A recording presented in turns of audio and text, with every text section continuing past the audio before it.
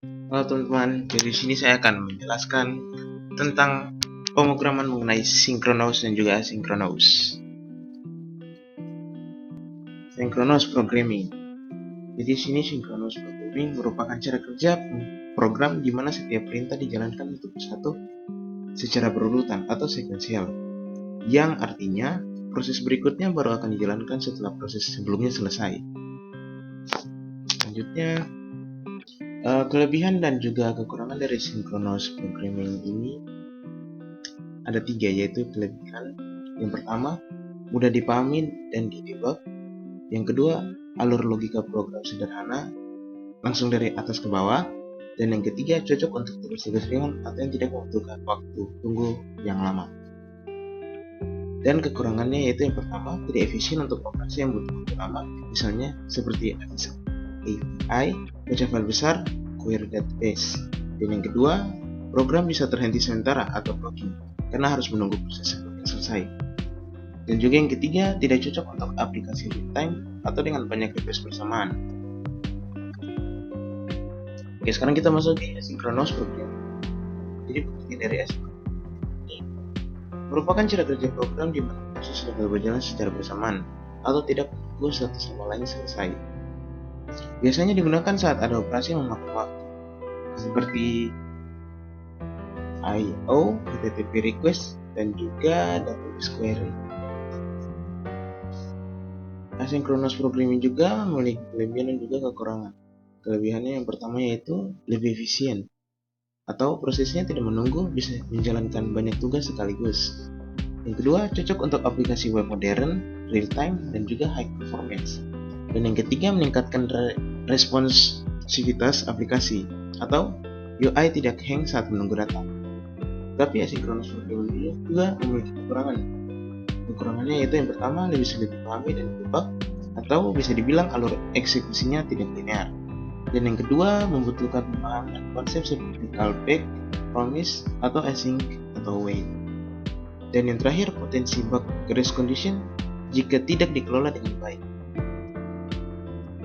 Oke, sekarang kita masuk di contoh.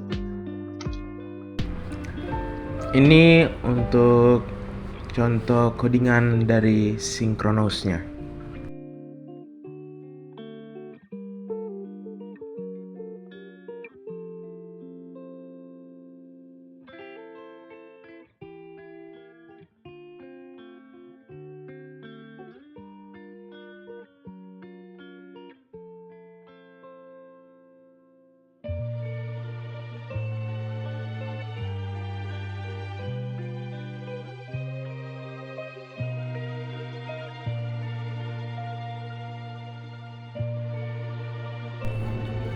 Dan yang ini merupakan contoh codingan dari asynchronous.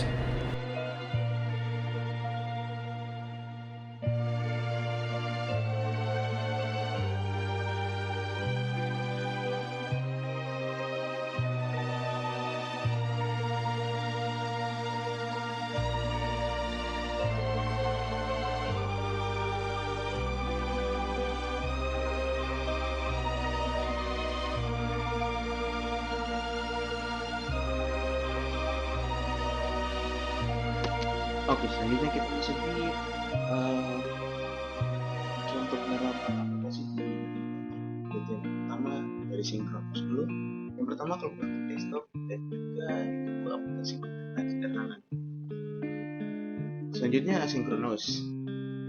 Asynchronous yang pertama, website yang menampilkan data dari API seperti cuaca ataupun berita. Dan yang kedua, streaming platform seperti YouTube. Oke, jadi kesimpulan dari materi pemrograman sinkronus dan asinkronus yaitu sinkronus cocok untuk proses yang sederhana dan hidup, sedangkan asinkronus lebih ideal untuk aplikasi yang butuh tinggi dan tidak boleh noleh. Oke, cukup sekian pesan dari sinkronus. Maaf ya, salah kata. Cukup sekian dan terima kasih.